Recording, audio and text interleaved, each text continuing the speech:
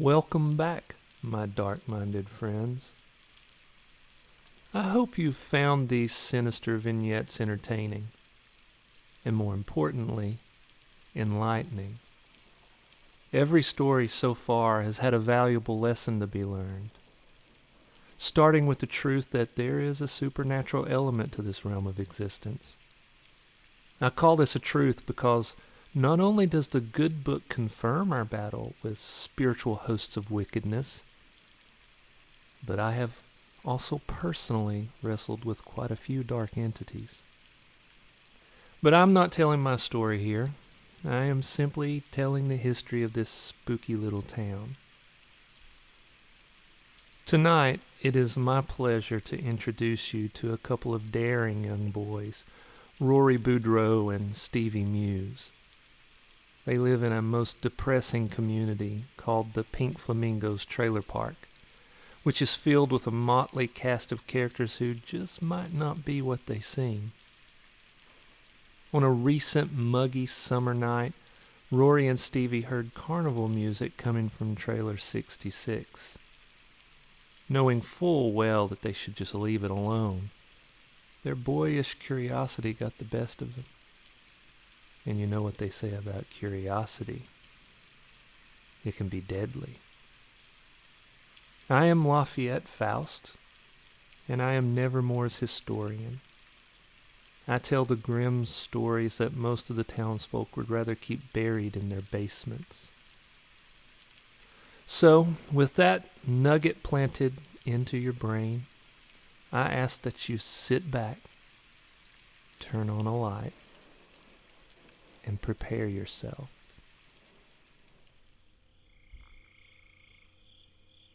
The full moon was a milky dead eye set in the face of the dark sky. It cast its anemic glow down on the trailer park that Rory Boudreau and Stevie Muse called home. They had been friends since Rory and his mom moved into the lime green trailer 2 rows back from Stevie's a few weeks ago. Stevie had found it difficult to make friends in the odd community that was the Pink Flamingos Trailer Park. There were other kids, but they were mean and separated into various cliques. And Rory had made it easy when he walked up to Stevie and introduced himself. "Okay," Rory said after explaining that he and his mom had just moved from Louisiana. "Who be the weirdos and the freaks in this place?" Stevie liked Rory's directness and found his Cajun patois intoxicating. He had never heard anyone speak in anything other than a southern drawl. "Well, there's a lot of weirdos and freaks here. Why? Do you want to steer clear of them?" "Heck no," Rory said in his swampy slur. "I believe they be the ones we need to get to know." Stevie found this to be a radical idea. His mom had always told him to stay away from what she called the strange folks who lived in the park. "How so?" "You ever hear that saying, you keep your friends close but your enemies closer?" "Yeah," Stevie said. "Well then, I believe if that be true, you need to keep the weirdos and the freaks even closer. That way, you don't have to worry as much when they snap. If they like you and they see you as aight, then maybe they leave you alone. Besides, watching the freaks is better than TV, no?" Stevie had laughed at that and could even see the warped logic behind Rory's philosophy. They had been inseparable ever since, and in that short span of time, they had become as close as brothers. They both had rusty bikes with chipped paint, which was all their single mothers could afford, and they rode them everywhere. They were on their way home on this muggy night after riding into town. They pedaled around a turn on the country road, and Rory said, "Why did they call that town Nevermore?" Miss Carmelita, my 3rd grade teacher, she told us the folks who founded this town back in the 1600s came over from England on a ship that had been caught in a terrible storm.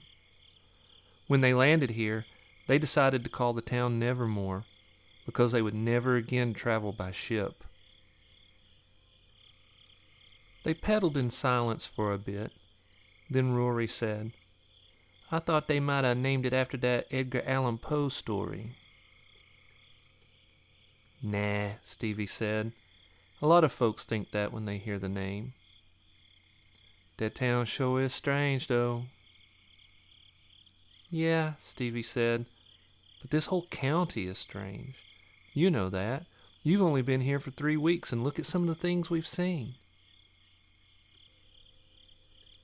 The Pink Flamingos trailer park sat 5 miles outside the town of Nevermore, nestled up against Dunwich State Park. The park consisted of ancient woods that seemed dark and ominous even on days with clear skies and bright sun.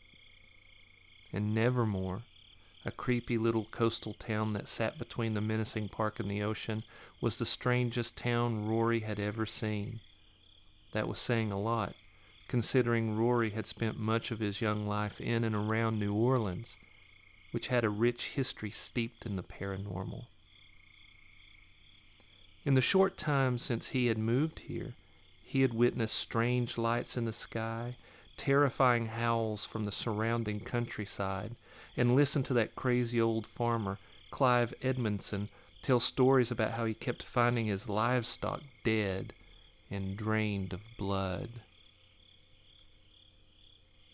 "I guess that be right," Rory said. They rounded another lazy curve and saw the pink and teal neon sign that sat at the entrance of the trailer park. It looked just like one of those old signs from mid-century hotels. There were 2 flamingos, one on each end, outlined in bright pink neon. In cursive script, the Pink Flamingos trailer park was outlined in glowing teal. Rory had noticed a problem with the sign on his first night.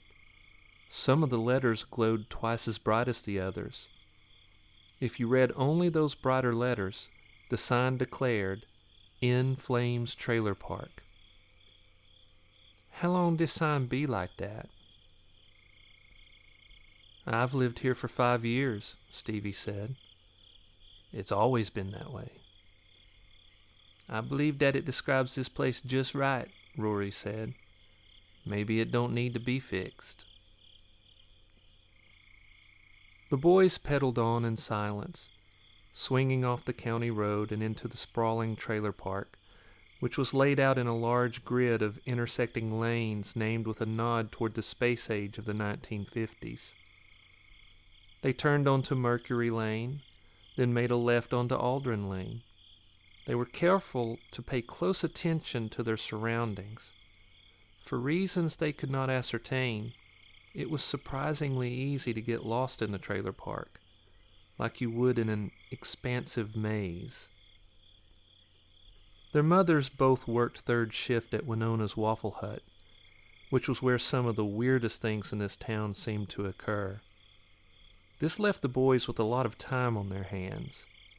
They used that time to explore, and they especially loved exploring at night.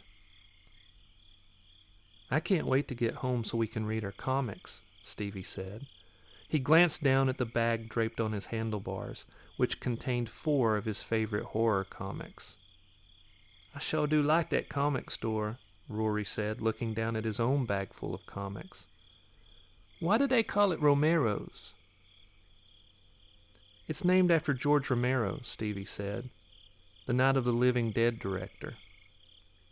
Rory smiled his appreciation. "That works for me." The Pink Flamingos trailer park did not have any street lights, and most of the trailers at this hour were dark, though a few still had interior lights on.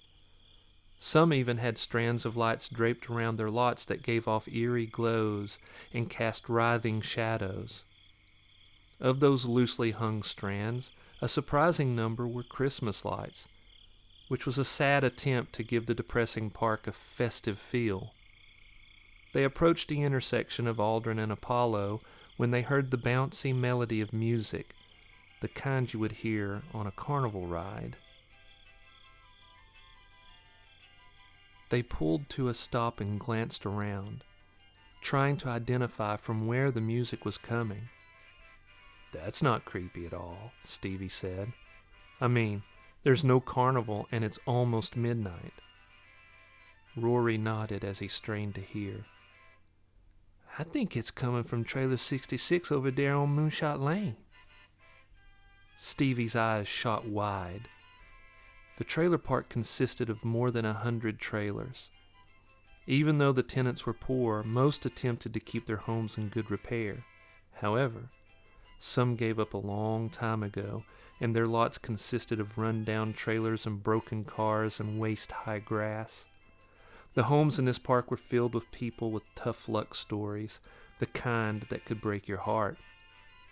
Trailer 66, however, was in an advanced state of decay, and Satan lived in Trailer 66, and his story was a dark one.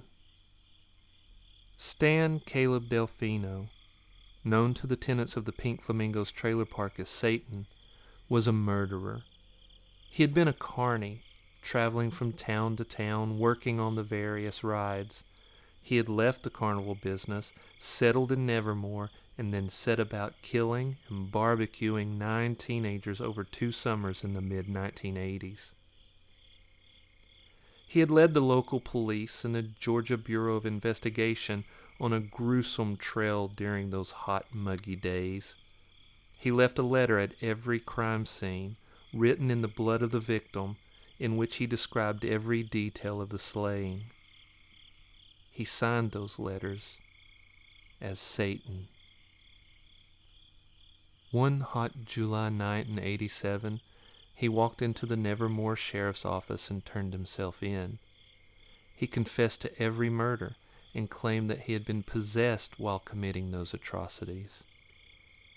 A big city lawyer had taken his case pro bono and helped him evade prison and the electric chair by claiming insanity. The lawyer had gotten him sentenced to 30 years in Evening Star, Nevermore's only sanitarium. Then, the clever lawyer wrote a best-selling book about Stan's crimes and the trial. Being the sneaky serpent that he was, the lawyer then hired an Ivy League-educated psychiatrist to claim that Stan was healed after his 30 years of rehabilitation. And Stan was set free. The sneaky lawyer and his highly educated psychiatrist partner wrote a book together about their experience. It, too, was a bestseller. Once he was free, Satan decided to settle in the Pink Flamingos trailer park, specifically in Trailer 66. "I think you're right," Stevie said, straining to hear the music. "Do you want to go check it out?" Rory asked. Stevie paused. "I don't know, Rory. Not only does Satan live there, they say it's haunted." "Who is they?" Rory asked. Stevie shrugged. "Everybody." "How so?" Rory asked. "Well," Stevie said, considering all the stories, "it's said that after he moved into the trailer, some of the cats and dogs around here went missing." "So?" Rory said. "You saying he did something to them?" Yeah," Stevie said. "You know how serial killers are. They start off with animals, then they move to humans." "But do they usually go back to animals after moving up?" Rory asked. Stevie shrugged again. "I don't know. But if he wants to kill but not get caught again, it makes sense he'd go back to animals." "Okay, maybe that be right," Rory said. "But that don't mean the trailer be haunted." "Before Satan moved in, spooky sounds came out of there sometimes," Stevie said. "And lights. I've seen them. It was usually after midnight. And once I snuck over and saw something big crawling around in the shadows. I couldn't make it out, but it looked misshapen. And then, on top of all that, there's the fact that nobody has seen the old guy for years. If he comes out, it's when nobody is looking. He don't even come out to pay the rent? Nope. Supposedly, his rent is paid every January for the whole year. Rory said, finding this interesting. I sure do like a mystery. I say we go investigate. Stevie had become accustomed to the danger that Nevermore and its surroundings harbored. He had also embraced the fact that so many of the terrible things that happened in this place seemed to have a supernatural bent to them. He was not a sissy. He was not afraid. Yet, because he had been alone for so long, he had always been cautious. But now he was emboldened because he had a friend. And it was a friend he liked, and a friend he felt he could trust to have his back if things got freaky. Okay, Stevie said. I'm in. Rory gave him a wide smile and pedaled down the lane toward the far end of the park that bumped up against Dunwich Forest. When they reached the end of Aldrin, they turned on the Moonshot, which consisted of the most run-down trailers in the park, all of which were empty. No one seemed to want to live that close to a convicted serial killer, or the forest where so many folks had gone missing over the years. It sure is dark back here, Stevie said, trying not to sound scared. He glanced over at Rory and saw that he too was rattled, that the black trees towered above them, at times completely blocking the moon's anemic light. The boys both had small flashlights fastened to their handlebars with zip ties. They used them at night as headlights. The flashlights usually worked well in this capacity, but now the forest shadows overpowered their feeble beams, allowing only enough light to illuminate a few feet directly ahead. To their left was a long row of ancient oaks, covered in Spanish moss, that lined the lane, separating Moonshot from the rest of the trailer park. To their right lay the long row of dilapidated trailers, all of them empty, except for trailer 66. Dunwich Forest lay not 20 yards behind that row of decaying trailers. I don't hear no music, Rory said when they stopped in front of the darkened trailer where Satan lived. Stevie was about to respond when the carnival music again began to play. As it did, the windows in trailer 66 began to glow a deep crimson. The light pulsated in time with the too happy off-kilter melody. Come on, man, Stevie said, the hairs on his arms standing tall. Why did you have to say anything? Sorry, Rory said, his eyes wide. That was not my intent. The music got louder, the melody following a deranged time signature, as if attempting to fray the boy's nerves. It rose and dipped and rose again, even louder, the crimson light splattering its visceral glow onto the overgrown lot. Then, suddenly, the music stopped mid-melody, and the lights winked out, leaving a deafening quiet and a blanketing darkness. Yeah, Rory said. This was a bad idea. Let's get. They wrenched their bikes around, ready to run, when the door to trailer 66 swung slowly open. As it did, they heard crying, stopping them in their tracks. Is that a baby? Rory asked. Sounds like it, Stevie said. The crying was soft, but unmistakably from a baby. They stood astride their bikes, listening, trying to decide what to do. After a few fluttery heartbeats, Stevie said, If that's really a baby in there, we have to help it. Rory stared at the inky blackness that was the open door. I know that. Maybe we can go tell somebody. What if something happens to it while we're trying to convince somebody, Stevie said. I mean, if Satan is in there, he could hide the baby or hurt the baby. Rory kept his eyes on the door. It do seem we need to be taking some action of some sort. Both boys stood listening to the soft crying, trying to work up the nerve to make the first move. Suddenly, the baby squealed in anger or pain or both, then fell silent. "Oh, man," Stevie said, realizing that if there was in fact a baby inside, it needed immediate help. He stepped off his bike and let it fall to the ground. He began walking toward the trailer. Rory used his kickstand to park his bike and used his pocket knife to cut the flashlight free from the handles. He quickly cut Stevie's flashlight free and jogged to catch up to his friend. They stopped a few feet from the door. Rory turned on his light and shined it into the trailer. Sitting just beyond the door, on the floor, was a baby stroller, its canopy pulled up, blocking their ability to see inside. Stevie cautiously climbed the 3 steps and stood in the doorway. Rory stepped up beside him and let the beam of his light wash around the room. The layout seemed to be just like any other trailer. The living room was before them. Across from them, the kitchen area. A short hallway led from both sides of the kitchen, no doubt to the bedrooms located at each end of the trailer. The place was completely dark, except for Rory's flashlight. Though the stroller was less than 6 feet from them, they were not yet ready to step inside. They strained to listen for any baby sounds coming from the stroller. "I don't hear anything," Stevie said. Rory leaned over the threshold and looked around the room. There was a broken couch to his left.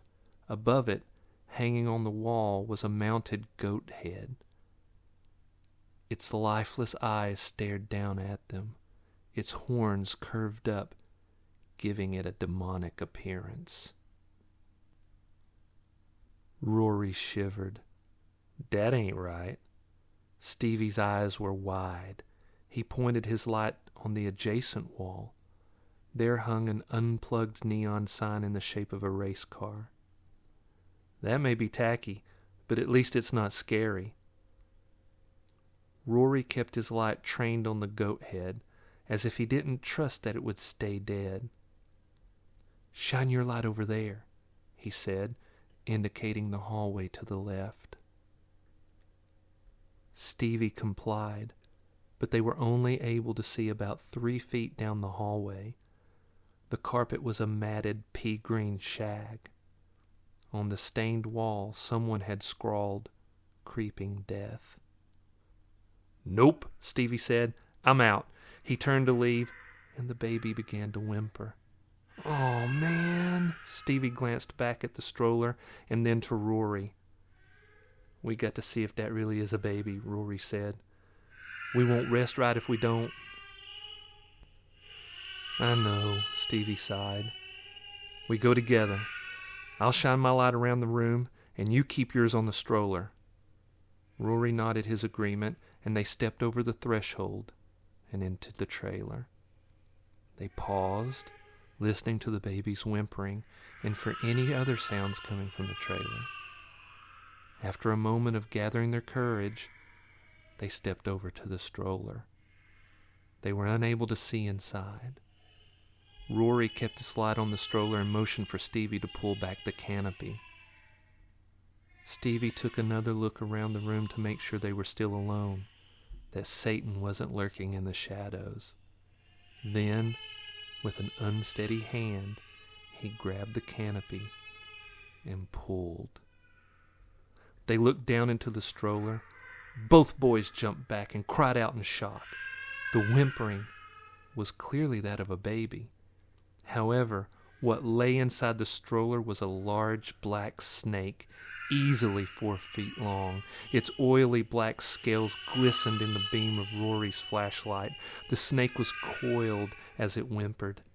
Before either of the boys could say anything, the snake raised its angular head, opened its mouth, and began to wail. "Let's go!" Rory said, and both boys dashed for the door, hearts racing, the snake wailing its baby cries after them. Just as they reached the door, it slammed shut by some unknown force. Rory grabbed the doorknob and yanked. Nothing happened. It was as if the door were welded into place.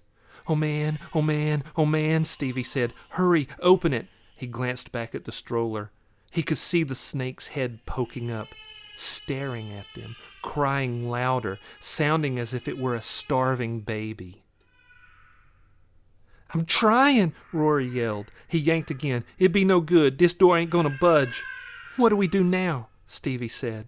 The boys turned and shone their lights around the room, looking for a way out. The windows in an old trailer were not big enough for them to crawl through. However, across from them, in the kitchen, was a door that led out to the back of the lot. They exchanged a glance, then looked back at the snake in the baby stroller. It had not moved. "We gotta try," Rory said, reading the question on Stevie's face. "Go," Stevie said. The boys took off, running around the stroller, Stevie on the left and Rory on the right. They shot into the kitchen, and Stevie grabbed the doorknob and yanked. It, too, seemed welded into place. They turned and looked back at the snake. It had turned its head toward them, watching them, now only whimpering. Both boys were terrified. The hairs on the back of their necks and on their arms stood up. Both shivered as their blood ran cold. Then their flashlights went out, leaving them in complete darkness. The snake stopped whimpering. It became completely quiet. The neon sign on the wall suddenly lit up, casting the room in a crimson glow. What they had both thought of originally as a race car was revealed to be a hearse drawn in neon, with the words, "Eat the children." The carnival music began to play again, however this time at only half speed. The melody no longer joyfully bounced. It dragged like a funeral dirge for the insane. The music was loud, but not loud enough that they had to yell to be heard. "Where's the snake?" Stevie asked, looking over at the stroller, which was now empty. "Oh, man," Rory said. "We gotta get out of here." The crimson neon glow illuminated down both hallways. They both looked to their left and saw that the hallway extended about 30 feet and had a closed door on each side. About 20 feet down the hallway to their right was a door, presumably to the master bedroom. It was slightly ajar, and there was only darkness beyond. "We have a door that leads outside from my mom's bedroom," Rory said. "I say we take that way." He pointed to the right, toward the master bedroom with the open door. Stevie hesitated, working up his courage, when they heard the snake. It was behind them, whimpering as if it were a hungry baby. Both boys turned and saw that the snake had slithered up onto the counter beside the sink. It reared its head, opened its mouth, and began to wail. The boys quickly stepped away from the kitchen and the crying snake. Rory led the way toward the bedroom while Stevie followed and kept an eye on the snake. Rory stepped up to the door and tried his flashlight again. It did not work. Neither did Stevie's when he tried his. With a frustrated look on his face, Rory used his flashlight to push the door open. As it swung wide, a neon sign hanging on the far wall blinked on, washing the room in electric blue. The sign was in the shape of an eye, with blue swirls typically used to show that someone was attempting to hypnotize or mesmerize. The neon script spelled out, "You are tasty." The neon blue combined with the crimson glow spilling in from the hallway and made everything in the room seem hyper-real, as if everything had more than 3 dimensions. There was a bed containing a mattress with dark stains. It had a headboard and a footboard with only 3 of 4 corner posts remaining. From one of the headboard posts dangled a set of handcuffs. One of the posts on the fretboard had a rope tied to it. There was a small bookshelf against the wall next to the bathroom door. It contained only 2 books, one of which was a collection of barbecue recipes, and a collection of what appeared to be the skulls from small animals arranged on each side of a human skull. On the floor between the shelf and the door sat a battered bowling pin. It was painted to resemble a clown, and it was smeared with dried blood. There was no door leading to the outside. As they stood, the snake wailing behind them, the bathroom door slowly swung open, and Stan Delfino, the man who called himself Satan, stepped out. He stood before them, wearing only a pair of cut-off denim shorts, frayed at the edges. He was lean and muscular for a man nearing 60. His hair was short in the front, but the back draped around his shoulders. His eyes reflected no light and were set deep in his wrinkled face. His chest and arms were covered in tattoos. Most were logos of various heavy metal bands and NASCAR teams. However, there was one large tattoo scrawled across his chest. Bold Gothic script spelled out, "Eater of Souls." If he were shocked to see the boys, he did not show it. Instead, he stood staring at them for a long moment. Then he smiled. They saw that his teeth were filed into sharp points. Rory's heart slammed against his rib cage. Stevie's blood ran so cold he shivered, causing his teeth to rattle. They turned to run back down the hallway, but stopped dead in their tracks when they saw that the crying snake was slowly slithering down the hallway, blocking their path. Somehow, the snake had grown. When they first saw the snake, it appeared to be 4 feet long. Now it was easily twice that size. Its body was thick and powerful as it slithered toward them. Rory glanced at Stevie. The carnival music swelled in its slurring melody. The blue neon began to pulse. "You are tasty. You are tasty." Neither decision was a good one. Try to get past the snake or deal with Satan. They glanced at the snake, which was coiling itself into a serpentine barrier in the hallway. They glanced back at Satan with his sharp-toothed smile. Their decision was made for them when Satan leaned down and picked up the blood-stained bowling pin. The carnival music slurred on, growing even louder. The boys turned and ran down the hallway, straight toward the snake. It reared its massive head, preparing to strike, but Rory ran to the right of the snake, Stevie to the left, confusing the massive serpent. Both boys made it past without any harm. When they made it to the main room of the trailer, which was still drenched in a crimson neon glow, Rory grabbed the front doorknob and gave it a shake. Stevie tried the kitchen door. Both were locked tight. They turned their attention back toward the master bedroom. Satan stepped out of the room, pushed the snake aside, and came at the boys, raising the bloodied, clown-painted bowling pin high. Stevie grabbed Rory's arm and pulled him toward the hallway leading toward the other end of the trailer. They made it 3 steps when the door to the right burst open and out lumbered a massive dog. It was black and had a large, misshapen head, with one glaring eye in the center of its skull. The dog roared loud enough to be heard above the carnival music. The boys stopped in their tracks. The dog was closing in on one side, Satan and his crying snake on the other. Stevie's eyes were wide and glassy with fear. Rory's mouth was dry, and his heart hammered in his chest. Rory gave his friend a knowing look, one that said, "This is the end." Stevie saw that look and understood that there was nothing left to do but fight.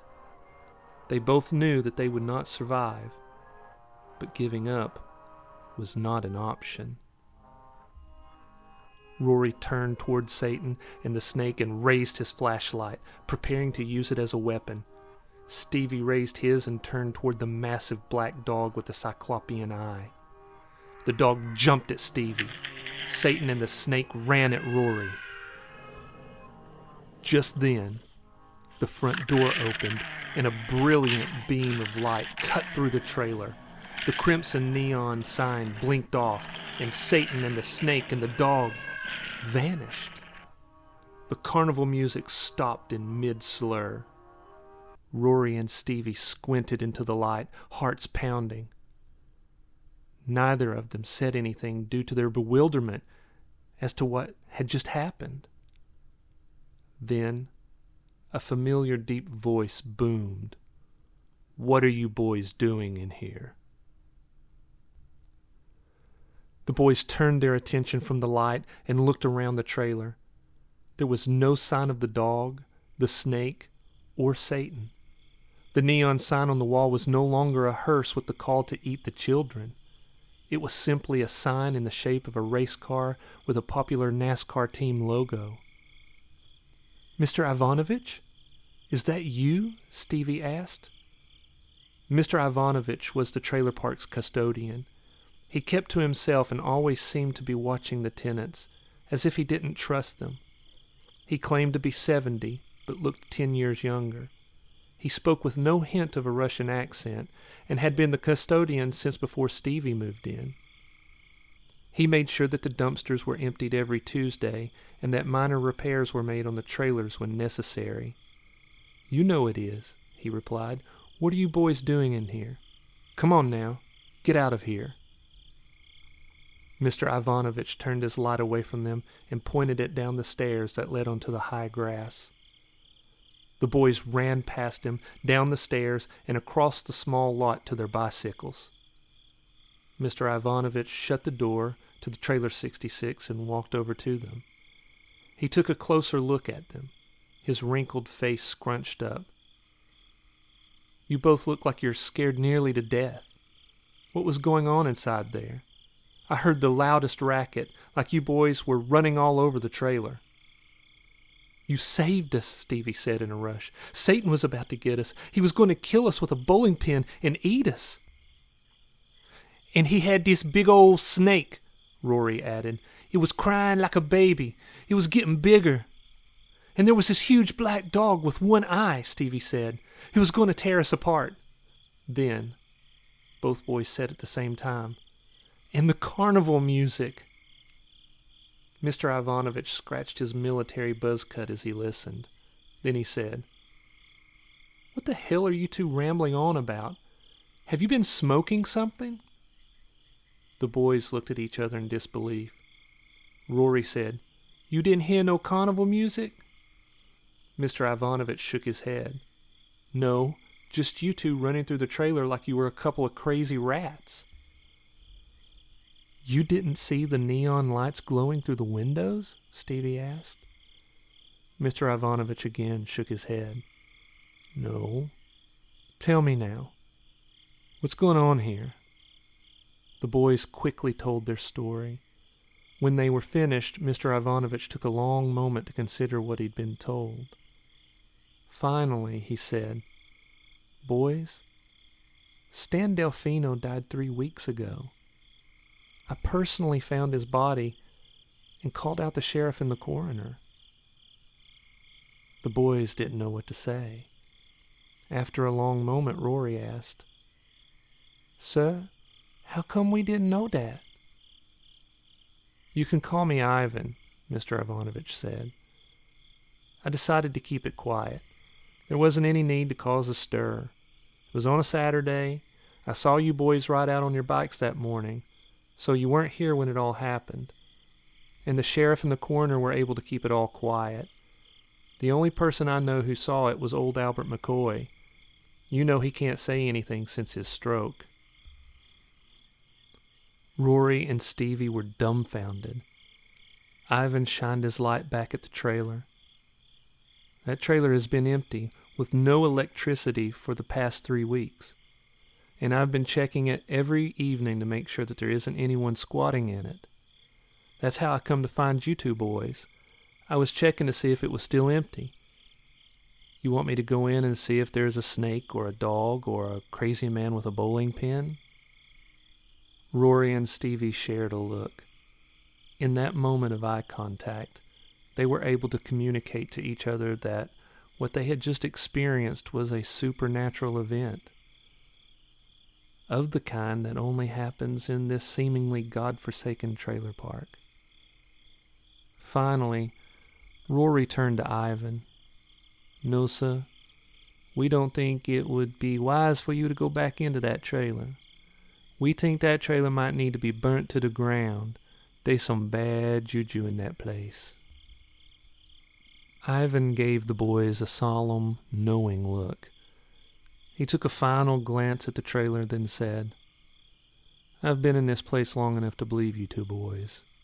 Now go, get along, go home. Don't tell anyone what you've seen here tonight. I'll figure it all out in the morning. It might be that this trailer does find itself burned." The milky dead eye of the moon looked down on the boys as they grabbed their bikes and pedaled off down the dark lane that led away from Trailer 66. After they turned the corner and could no longer see the trailer or Mr. Ivanovich, Rory said, "I ain't gonna lie. I done thought we was gonna die." Stevie glanced over and nodded. "Me too," he said. They pedaled on in silence for another minute. Then Rory said, "At least this place ain't boring."